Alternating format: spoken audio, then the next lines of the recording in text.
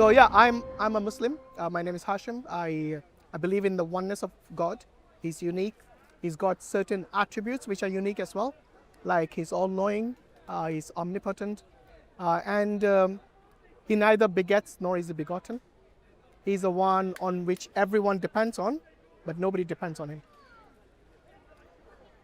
Sorry, he doesn't depend on anyone. Yeah. What does it mean? He neither begets nor is begotten. What that means is that he has no parents and no children.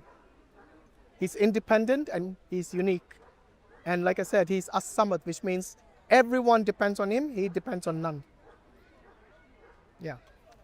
Tell me about yourself. What's your name and what is your belief? What's your ideology? So we can understand and then maybe carry on from there. My name is Juliet, and my belief is that all religions are pointing to the same thing in different ways. And they have many different stories and aspects that reflect truth in different ways. Okay. If they are from the heart, there can be different things where if there is a section of belief that is just to get some power for someone, then it is not real. But a religion that is worthy of the names, that comes from something genuine and true, Right.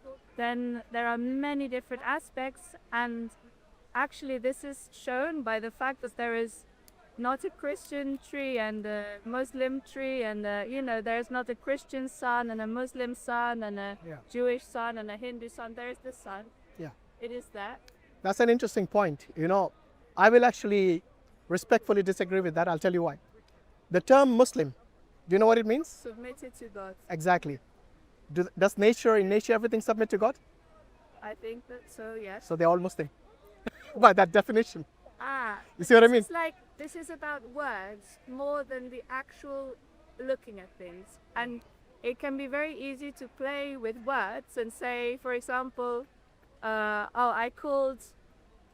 if I say this is the savior and I use these words, then I can say, well, it's the savior. It says savior. Yeah. It means to save. Yeah. But I use this word afterwards. Yeah, I mean, it depends how you... For example, whether I understand the word Muslim or not, if I am a rabbit or a plant or a bird. Yeah, I totally agree with you. The sun is there. Yeah. So even though you're saying if the sun doesn't understand this language, the point remains submission to God, which means you do the will of God. So for example, the sun has a purpose. It's just doing that purpose for which it has been created by God. See what I mean? Just like you and I also been created by God. But unlike the sun, we have been given a special gift called the gift of free will, where you can either choose to obey or disobey. You're not forced to do whatever you're doing in this world. There are many people in this world who reject God. Many people in the world who worship nature only. Many people in the world who worship multiple gods. So this understanding that all of us are on the same path, it's kind of, if you look at it holistically, it's not the case. Because if you look at, for example, I'll give an example about Judaism, Christianity and Islam. All of them, they see Jesus in a different way. Yes, you're aware of that, right? So for example, the Jews, they reject him as a prophet or a Messiah or anything basically important in their religion, in their teachings. The Christians, on the other hand, they go to the other extreme. They worship him as God. So he's one with God, and he's co-eternal with him, and he's co-equal with him. This is their belief of Christianity. And the Muslims neither reject him nor raise him to the level of God. We take the middle ground. Obviously, he's one of the mightiest messengers. He is the Messiah in Islam, and he's the one that we respect and revere as a prophet of God. However, we do not equate him to God. Remember that passage I told you in the Quran in Surah by the way, I didn't mention the ayah. So it's actually in Surah Al-Ikhlas, which is 112th chapter of the Quran. And it says, Lam yalid wa lam yulad, which means he neither begets nor is begotten. So he cannot be the son of God. We don't raise him to that standard either. Because the whole understanding of God being unique and independent means he needs neither a son, nor a daughter, nor a father or a mother. So for me, again, because of this holistic understanding, I feel, okay, so Muslims prefer, he's a messenger, they find God different way. The Christians prefer, they take this person to represent like a manifestation of God through which they can find God. In a way, if they find God at the end, then it doesn't matter. It's like it's a finger that's pointing, and and if you confuse, this is from Buddhist teaching. They say the finger is not the moon. If you confuse the finger pointing with the moon, then you're very confused. But all of them are just trying to get you to be exactly in connection with whom? truth. With whom? Connection with whom? With truth. Yeah, but that's the thing. Everyone has their own understanding of what the truth is. It's subjective for them. For example, for us, a human can never be God. For the Hindus, they can incarnate as God. For the Christians, God can incarnate as a man. So when you say the truth, this is subjective. Everyone from their own relative perspective and their teachings from their theology, they will identify God as different. So you cannot say all of them lead to God, because all of them lead to different gods, not the same God. What I mean by God, okay, then. Yeah, let's start with that. There's Good one idea. way that God for me is what moves us all. What does that mean? Can you elaborate, please? It means what has been no beginning and no end. Okay, I agree with that totally. So how to get to that? It has to be there even when we die. Yeah. So when I die, many things die with me, my nose, etc. But the qualities that are in this being, they continue. So You mean your soul? I mean, if I die, Yeah. love does not die. How do you know that?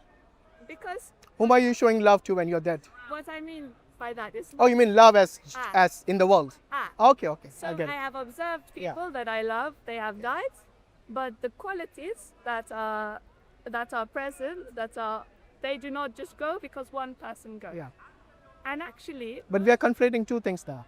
most religious teachings Yeah. try and point you toward these qualities. As we were walking here, you told me your name means generosity. And that is one of the qualities, like a path Yeah. that leads to God. There are many qualities that are required, and they are required in their purity and their perfection to lead to God. But I think we kind of talking different, even though we're using the same terms, we might be talking cross purposes. Because when you say your love, that is predicated to you as an individual. Is your love and the love of, say, have you got a pet? Do you have a pet? I prefer not to. You prefer not to pet. Good thing actually, because they need the independence too. So people, let's say your mother, okay? Yes. The love that your mother shows you and the love that you show to your mother is not the same, right? No. Yeah, so you individually, Okay, and two answers, yes and no. yeah, but that's a contradiction. Okay, in one aspect, it's the same because love is just love. Define love.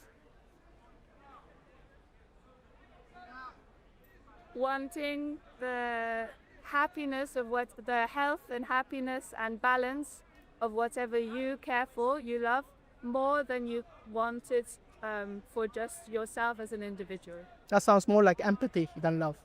What would you say love is? Love is affection. Simple as that. So you can show affection to if you have a husband, you can show him affection. Now that affection will be different to you showing your love and affection to your mom, isn't it?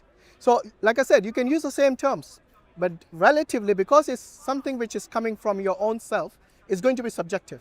How you express love with your mother and with your husband and with your children is going to be different. Remember, it's the same love we are using So I the term. agree with the expression. Yeah. This is maybe the distinction. The expression of love will be different, but the essence of what love is, and that's why we can use the word love and understand that a mother's love Exactly. is a mother's It's all affection. It's I the totally same. agree. But like I said, the way you express it, which is very beautifully put, I totally agree with you, is different. Now, when you're talking about God, it's the same thing. When you talk about God, for example, someone who says that God became a man, for the Muslims, that's blasphemous. That is something which the religion says is part of something, you have done the most heinous sin by saying that. The reason for that is because once God becomes a man, then he takes on all the weaknesses of a man. He is no longer the attributes of his true essence. See what I mean? And to me, God is someone who does not change. Because if he changes, then where is the consistency? Where is the, he's a necessary being. And a necessary being doesn't change, you know? And yet, like, so the thing is, I think, again, I'm not necessarily sure how helpful focusing on the distinctions between different systems of belief as a way to make our system of belief the best one is to spiritual fulfillment. This is my feeling. But if you were to compare these two ways of thinking, one of them, you can see it metaphorically as well. And one of them is trying to see God in the matter, trying to see God everywhere around. Sorry, in the matter. In matter. Okay. Why would you do that? Because, do you think God is material? well, what are you made of? No, I'm not talking about me, I'm talking about God. No, I know, but That's why God is unique. If know. he's like me, then he wouldn't be unique, would he? No, I mean, I even struggle with calling it he because I think that is a limitation of its own. Absolutely. You know, in Arabic, the term he, the reason it's applied to God is because there's no it in Arabic. Ah. So there's no neutral pronoun like it in English. And that's the reason, because gender doesn't apply to God. I completely agree with you, and that is actually the teaching of Islam. How would you say truth in Arabic? How would you say truth? Is there a word for Truth, like when you try and say truth in a sentence, but you don't say truth? al-haq, the truth. Yes, and Yeah. then if I said And that's one of his name, you know, al-haq. ah, There you go. and if One of his name is al-wudud, means he's the most loving. ah, So you see, these are the different attributes of God. and the most merciful. And the most ar-Rahman, ar-Rahim. So all of these are his beautiful names and attributes which we see in the Quran. Allah says he calls it as Asma'ul Husna, the most beautiful names. And this is how we understand God. We recognize him with these attributes. So for example, you know, you mentioned truth at the very beginning. This is key. When you talk about theology, when you talk about God, when you talk about religion, when you even talk about morality, the term truth is central to all of this. But you see, one thing which I will never say applies to truth is contradiction. Truth is free from contradiction. Would you agree with that statement? I question because sometimes we have mixed emotions, for example. So in one moment, you might really want to help somebody and you might be really in a rush, you don't want to help them. Yeah. And these two things arise exactly the same time. I want to help this person and I don't want to help this person, I want to get to my meeting. Yeah. That's exactly the same time they are true. No, it's not about truth. What you're talking about is your priorities now, which is very different from the truth. So what you have done there is you're struggling between what is high priority and what is less priority. You see what I mean? That's nothing to do with the truth. Truth is something like, for example, if I say someone is, I don't know, let's say a good person. Yes? He can also have qualities which are bad. But if he's generally good, then you say he's a good person. But you can never say that God is bad. Because God, his standards are always perfect and absolute in the sense that when he says that he is good, and when he says it's the truth, and when he says he's merciful, you cannot have a contradictory attribute to that. So for example, if you say God is good, God cannot be evil. Can he? Well, what I'm wondering is that someone could say, why is evil committed by something that is completely good and has all power? Define evil in that context. Are you talking about like landslides, earthquakes, tsunamis? Is that what you're referring to? I'm talking about when somebody purposefully hurts somebody that is maybe weaker than them, for example. No, but are you talking in context of God or humans or his creation? Because they're two different things, aren't they? You can't associate evil with God. Would be allowed everything that would happen. If you say, I don't know, but if you say that, you can say that you don't say this, you can contradict me here. If you say that God is all powerful and can change anything, right, of our behaviors and what we are even, then how is it that he would allow this, for example, this free will thing, so that then humans can be so horrible to each other sometimes, really very horrible? Very good question, actually. Very good question. This comes from the problem of evil. Now, when we talk about evil, the horrible things that people do to each other, that is their free will acting and their choice. So God is not telling them to do the evil, God is telling them the exact opposite. Okay? So for example, there is a passage in the Quran in chapter 5 verse 32. Allah says, if you kill one man unjustly, then it is as if you have killed the whole of mankind. And if you save one person, it is as if you have saved the whole of mankind. Now you see, God is giving you something we call the good morals. Yeah, He's telling you to obey Him with these good morals. So this is a paradigm you're supposed to work in. However, as human beings, He doesn't tell us that, He doesn't say, like the way we program robots and AI to say what they want. Yes, this is a program. I prefer not to. Yeah, you can record from the back if you want. That's fine. Yeah. So the robots are instructed to do as and they cannot deviate from that. They cannot deviate from that script. They still have to work from that paradigm. The human beings can either disobey or obey God. They have that freedom of choice. So when they are going at war, it is them exercising this freedom. Does God tell them to go to war with each other? No, God tells you that yes, there are certain times when, brother, that's distracting for her. Maybe just go a bit back, yeah? Is it okay? Yeah, no problem. So, where was I? Yeah. So when there are certain times when force is required and necessary. Yes, I don't know if you believe in the just war theory. There are certain times when war is necessary. For example, if there is a smaller nation which is being oppressed and taken over by a stronger nation, then we say that in that case, other stronger nations should help that weaker nation because it has been unjustly oppressed and violence has been committed against the people. Yes, so this is something that we see even today. Take the example of Gaza today. But in every war, then there will always be someone who will say that their violence is justified. Yeah, if they say it themselves, then that is subjective. But if you collectively say, for example, if the world collectively says that a certain group of people need to be annihilated, then that would be committing a genocide. And this is something we as human beings cannot accept as being right. Doesn't matter what they say. They can say what they want. But you see, the morals which we get from is from the Quran as we take our injunctions from there. So if somebody says it's okay to genocide, the Quran is telling you, no, that is wrong, then I go with the Quran. In you as well is saying, no, that is wrong. Exactly. This is called the fitrah. This is called your natural disposition, because you as a human being, you look like a person who is generous, kind, good overall, but you have this innate nature of yours, which tells you when something is right or something is wrong. This is inbuilt in every one of us.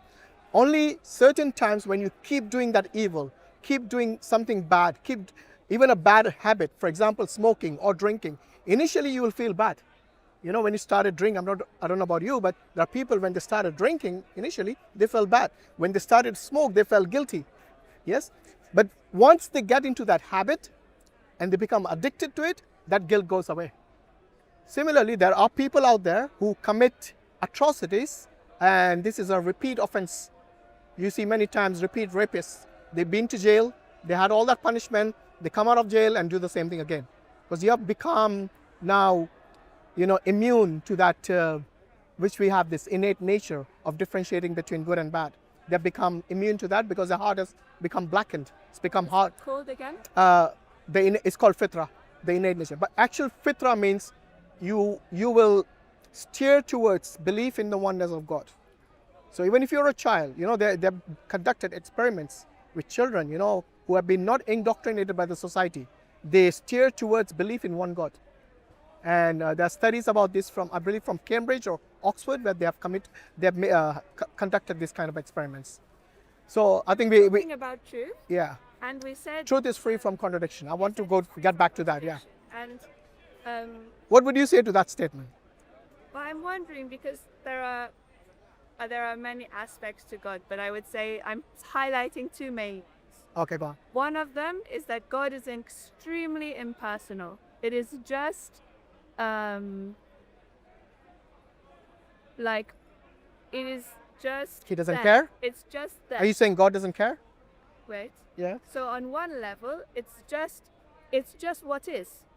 It's just the reality of everything that it is as it is, and there's not you know, like when you look sometimes at the stars and you see it's so big and you're so small, you can notice just how small you know. In the Quran, they have something with the ring, and you put the ring in the desert. And Oh, very nice. You heard that hadith, mashallah.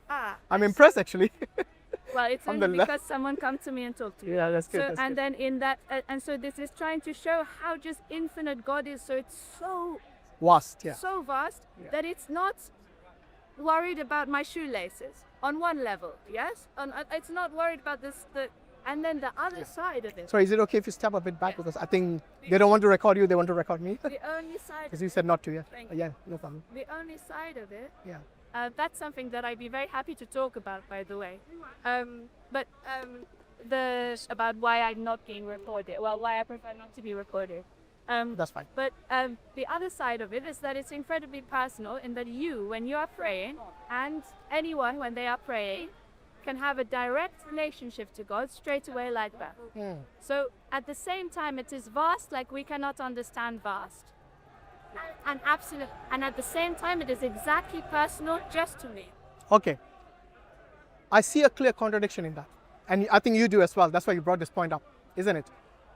If God is not personal, and he's impersonal, and he's distant, and he doesn't care what's happening in the world, does he love you? You talked about love earlier. Does he love you? Well, that's the thing, is that I think there is a type of love that is to just let things be.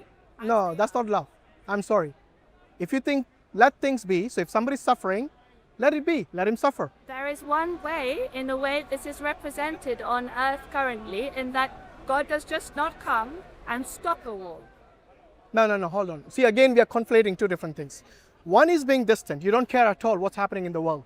Another is him not interfering in the affairs of human beings until he wills. Okay. So God has a will. His will presides over all of us. Everything that we do, it is because of the will of Allah. You see this leaves moving? Not a single leaf will move unless Allah wills it. Yes? So he still allows it. However, if he wanted, he could have stopped it if he wanted. Yes? But you see, when you said God is distant and God doesn't care what's happening in the world, I don't think that's true. But okay, but at the same time, I said it was personal and it very much cares. I changed my words because again, it's words is the problem, not really the. Consistency is what we need. So it's interference and non-interference, let's say. Yeah, that's a different aspect. And then, but then these two things arise at the same exact time. In truth, that truth is that's one of the names of God you said. So I call it Al-Haq, yeah. So in truth, there is interference comes up, and there is non-interference comes up simultaneously. But that's got nothing to do with the truth of God's truth. God, of course, what he says is the truth. What he does is the truth. However, if he kept interfering, let me give an analogy. Maybe you'll understand better. Okay, with the analogy, because I like analogies. They put complex things into simpler form for everyone to understand. You've been to school. You sat at a test or an examination, right? Your whole year you spent, and this is your final exam. This is a decision that's going to be made based on your hard work, based on the result of your examination, whether you go to the next class or you graduate or not. Yes? Would you expect your teacher to interfere when you're doing something right or wrong? Why is that? Because otherwise it wouldn't be from my work. It wouldn't be a test. See what I mean? It wouldn't be your test. The whole idea of giving you a test is to see your ability and your capacity as to where you stand in comparison to the other students. Yeah, that is the reason for the test, and that you graduate to the next level if you pass. If you fail, then you continue with the test or whatever it is, yeah, whatever the process is of the school. If God interfered at every single aspect of our life, let's say you're doing something wrong, immediately, boom, comes the result of whatever you do. So if somebody, let's say, murders, lightning bolt, he collapses and he dies. Now, that wouldn't be something which God would do. Yes, he wouldn't interfere at every aspect of your life, because it would then negate the purpose of this test. By the way, us in this world, we are in a big test until we die. Every day of our life is a test. What is God testing you? Whether you're abiding by his injunctions, whether you're abiding by his recommendations, by the sunnah of the Prophet, peace be upon him. All of this is something that we are being tested on. For example, in Islam, if you go to bed with a full stomach, and your neighbor, even if your neighbor is an atheist who doesn't believe in God, or might be a Hindu, if he goes to sleep empty stomach and you go to sleep with a full stomach, you're not from the Deen, you're not a Muslim. That is the injunction of Allah, because Allah is not only saying be nice to yourself and your fellow Muslims or something, He's saying be nice to everyone. If there's something in the road that's blocking the path, you move that and you'll get hasanat for that. You'll get rewarded for that. If you feed your neighbor who is hungry, you get rewarded for that. Every single aspect of our life, we get rewarded for it. But what I was coming to with regards to the contradiction in the truth is that when people have different religions and they see God as different ways, yes, we see clear contradictions. If everyone saw the same thing, then we would be one religion, wouldn't we? The fact that we have different religions is because we consider, when I say we, the human beings consider God with in different ways based on their ideology or perspective. But it's like there's different languages, there's different cultures, as if Yes. it would be so boring and not rich if we made everyone speak the same language. Yeah, but that's not true.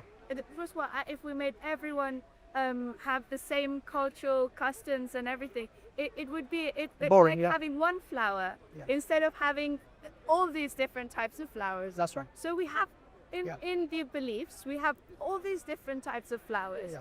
And as long as they lead to the qualities of generosity, of purity, of love, of of sharing with your neighbor, of patience, of transcendental knowledge, as long as they lead to, I don't know, whatever humility. There are lots of, as long as they lead to godly qualities, as long as they lead to you living a life where you are in line with like spirit or what moves us or infinite love, Yeah. then they are welcome. If we make it all, imagine we say, and I think that actually the English tried to do this when they in the past they colonized. I wasn't alive, but they colonized lots of the world. Not just the You English. should be like us. Not just the English. No, also- The Europeans. Yeah, all Yeah, the- I know you're from France. Yes. Maybe you don't like the English, Also but it wasn't just the English, trust me. also the It was the Europeans, the French, the Portuguese, the Spanish. Ah. Yeah, all these were And so culprits we to are that. Yeah. right. They Yeah. were, and They were not right. and this was. They sorry, claimed no. to be. Yeah, they Sorry. claimed to be right, but they were not right. You said all was culprit, and I said they were culprit. Oh, I see. Sorry. Yeah. Yes. So they all said we have the right way.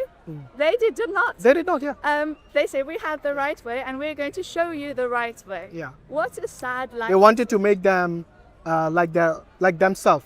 But they look down upon people just because they are a different skin tone. and Yeah. because different beliefs. And different beliefs and different languages and different, yes. But you see, in Islam, we don't have that, fortunately, unlike what you are, I don't know, what you're thinking about. Islam never discourages your culture. You see, I come from Asia. I still eat Asian food. Doesn't make me a non-Muslim.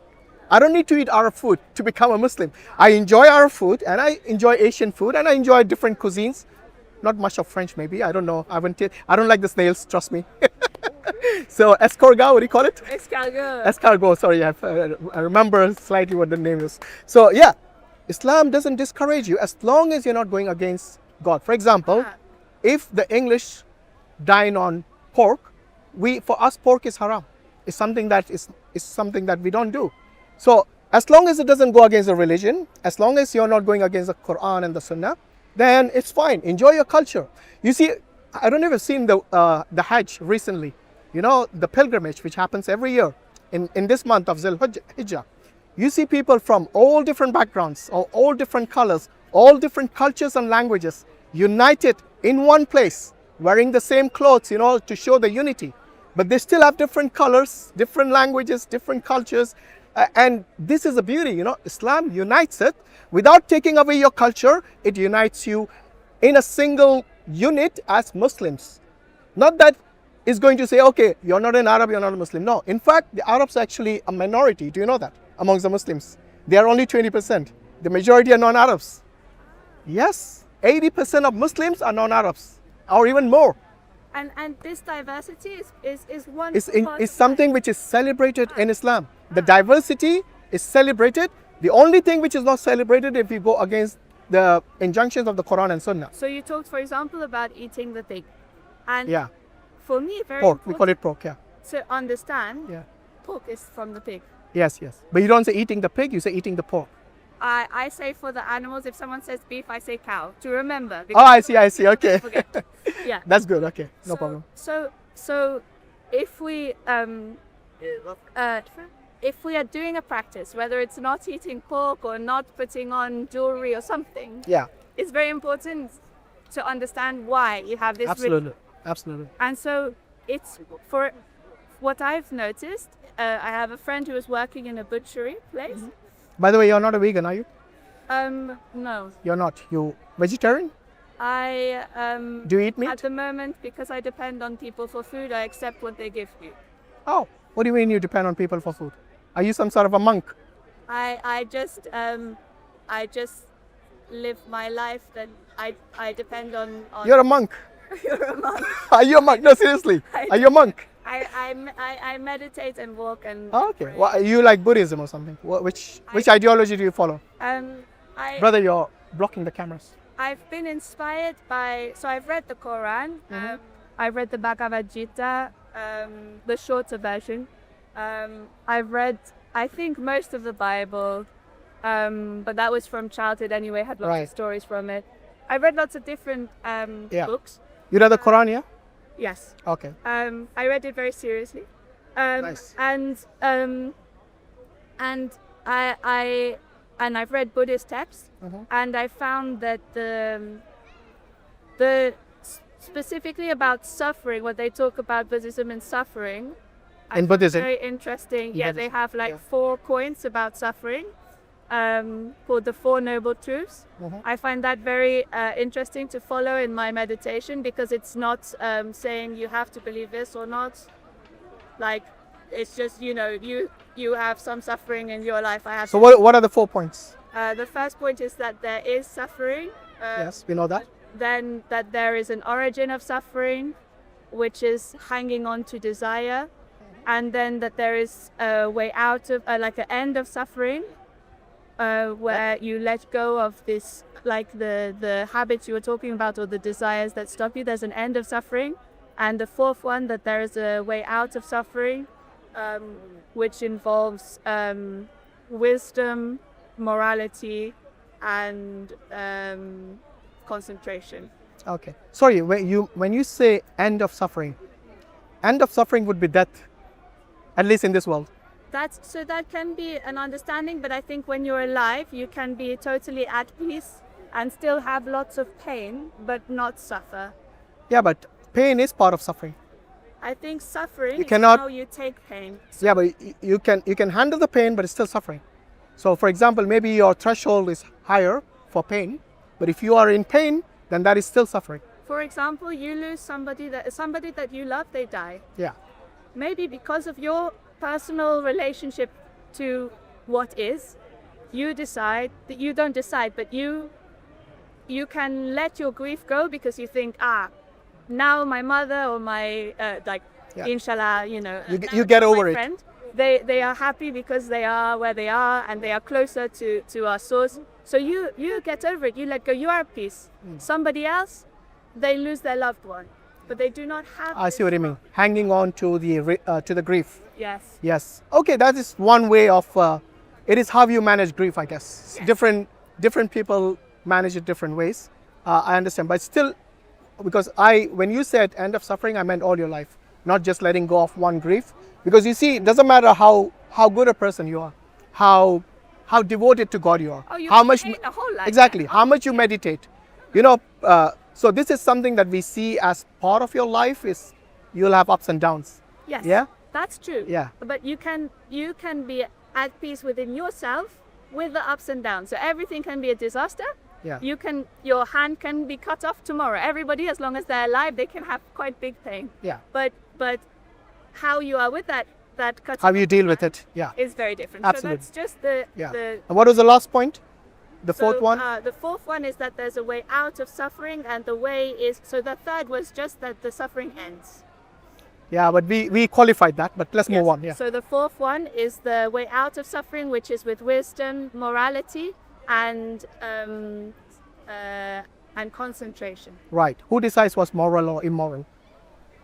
No, then so Is it subjective or is it objective? well, do you know this thing you talked about? Yeah, the fitra. The fita. Did I say it right? Yeah. Okay. That is in us. That is a good indicator. If you've lost your fita for some reason, Fitra. fitra, Yeah. then you can sometimes, if you imagine you have like a 3-year-old holding their hand or so, it's useful to be a parent actually, I imagine. I'm not a parent Okay. physically. I am actually. So I know. So maybe it's useful to have children because you can see through their eyes and you think, Yeah. 100. even if you cannot find your fitra, you see, this is not quite right for But my child. would you say it's subjective? For example, good and bad is subjective for people, isn't it? What might be good for you might be bad for someone else. But if you consider the whole of life, so if You know, earlier I asked you if you were a vegan or vegetarian. So a vegan and vegetarian, they would be completely frowning upon anyone who eats meat. yes, Yeah? So I have been vegetarian like 10 years in my life. I know, but you still eat meat, don't you? Now I eat meat. Yeah, that's what I'm saying. So someone who looks at your lifestyle and your dietary habits, they're going to be appalled by it. You see what I mean? So what is good for you right now, because you need nutrition, might be completely different to another person's view who is against your lifestyle and the way you consume your food. That's why I'm saying, look, if things are subjective, then humanity will always be divided, isn't it? But Because- for example, this is dividing humanity now because you say, okay, he's the son of God, he's not the son of God. I don't think at all this is the problem because we have to come into ourselves and find our own relationship with it. And then whatever happens, other people believe, it doesn't so much matter. But that's the divide. So you're saying the same thing. You're saying the same thing because what you're doing is you're saying, okay, this is my subjective view. I'm going to stick to my ideology and I'm going to live my life. But what you do, just like your dietary needs. Not stick, because Yeah. Sorry, is it okay if we go a bit distant because I think it's trying to not capture you in the video? I'm not trying to stick to anything. I'm trying. You're sticking to your ideology. But for example, I told you I was vegetarian before. No, I'm talking about vegetarian. I'm talking about your beliefs. But I'm Your saying beliefs. that- but my belief was that killing animals bad, and then it evolved. No, and I'm talking about your beliefs in God. this oh. is because of my belief. Yeah, because earlier you said that God does nothing, remember? Now that is your belief, Both. I said both. but that would be contradiction and it can't be the truth. That's why I was saying that for me, both of them are true at the same time. Truth cannot be contradictory, I'm sorry. But I respectfully disagree because if anyone tells me that someone who is good is also evil, then the person doesn't know neither good nor evil. you yourself told me that somebody can be good and do some evil. Now I'm talking about God. In the context of God, if you're saying God is good, can God be evil? Okay, but how do you do it in the context of people? You said some people can be good, but they have a good person, you said, Yeah. person, but they can do evil actions. So what is the tipping point where they have this much good, but that much evil? So it's okay, we call them good person, but now we call them that much bad, that much good, we call them bad. Yeah, person. I think, look, this is something which is not really a problem. Because when you see someone living a gangster lifestyle and someone like a nun, for example, yes, I don't need to go and investigate their entire life to tell me who's good and who's bad. See what I mean? Some things are, obvious. So normally you would judge a person by their actions or by their words. See what I mean? You cannot know what's in the heart. Leave that for God to judge. We, as human beings, we judge by the apparent. What we can see, we are going to judge based on that. So if someone is, for example, tells me that, oh, they live a lifestyle of a nun, yes, during the day, but then when I see them at night, they might be going to a nightclub. You see what I mean? Then I will say that person's lifestyle is contradictory to their ideology. So we can only judge by the apparent, we cannot. But you see, God is different. God tells us who He is. We don't just imagine what God is. I think in the Quran, they say God is closer to me than Your jugular vein. my Your skin. your jugular vein. My jugular. Yeah, which means by knowledge. Okay, so we don't believe that God actually is there. See what I mean? This is something by knowledge. That means God has knowledge of everything. In fact, there's a hadith which says the darkest night, in the darkest pit, in the blackest ant. Ah, good. You heard about that, mashallah. So yeah, this is Allah knows even what that ant is doing or saying. Yes. So we as people, we judge other people based on their actions and their words. We then say, okay, I can if Allah tells me that who He is, And then another, for example, Bhagavad Gita. Yes, take Krishna for example. Krishna, when he told Arjuna, you know, Arjuna was hesitating to go to war with his cousins, the Kauravas. You remember that? I don't know if you remember it in your simplistic version. Yeah, because you said you read an average version of the Bhagavad Gita. But Bhagavad Gita is basically a dialogue between Arjuna and Krishna. Krishna is supposed to be this god of the Hindus. And when Arjuna was hesitating, because he was a good guy, maybe like you know, he doesn't like to harm people, and especially his own cousins. And he was reluctant to go to war with him. You know what Krishna tells him? That it is your dharma, it is your duty as a Kshatriya, because he's from the warrior class, to take this war. Because here, remember I told you about the just war earlier? It's between the good and the evil. So when there's a just war, certain wars are justified. Yes, when there is oppression, when there is injustice, then those kind of wars, if you want to get rid of injustice and oppression, sometimes you have to go to war, unfortunately. You said that, and then you gave the example of... Yeah, sorry, just let me finish this point about Arjuna. So when Arjuna was reluctant, Krishna told him, it is your dharma, it is your duty to go to war. So you see what I mean? Even within Hinduism, when they don't believe, most Hindus today want to be vegans and vegetarians. Yes? But here Krishna is actually justifying killing of human beings. And this is related to the Mahabharata war. You heard of Mahabharata? Mahabharata. So it is basically one of the epics within Hinduism. They got two epics, Mahabharata and Ramayana. Both of them has war in it. Yes? Both of them justify the war. In the case of Mahabharata, some Hindus say more than 4 million people died. And by the way, there were no conquerors at this time, so no outsiders. These are Hindus fighting each other. 4 million of them massacred each other like savages. So even vegetarians and vegans go to war. You see what I mean? This is the world we live in. But coming back to the principle of non-contradiction, you cannot say God is evil even if he gives you the instruction to go to war. You know why? Because that war he's instructed you is something which is justified in that scenario. How else? If 4 million people die... No, I'm not talking about Mahabharata. Sorry, I'm not talking about that. Imagine. I'm giving you a general view about a war. For example, if there is a small nation which has been oppressed by a larger nation, more powerful nation, as we see in Gaza today, you know, being massacred and genocide and all that, yes, then it is justified in the case of God, because God, if you look at the Old Testament, which was given to the Jews, they were instructed to massacre the Canaanites. See what I mean? So justified wars were always there, but sometimes these wars were not really justified. Sometimes they would attribute this saying, oh, God told us to go and fight a war, when it was their own desire to go and fight a war because of their own benefits or whatever. But what I'm saying is that in the case of God, you cannot say that he's someone who is evil, because this war which you're saying is actually stopping the evil. What is the evil here? When a larger nation oppresses a smaller nation and commits evil against them, killing their women and children left and right with impunity, then God would intervene in such cases, and he would instruct people who follow him to go and rescue that nation.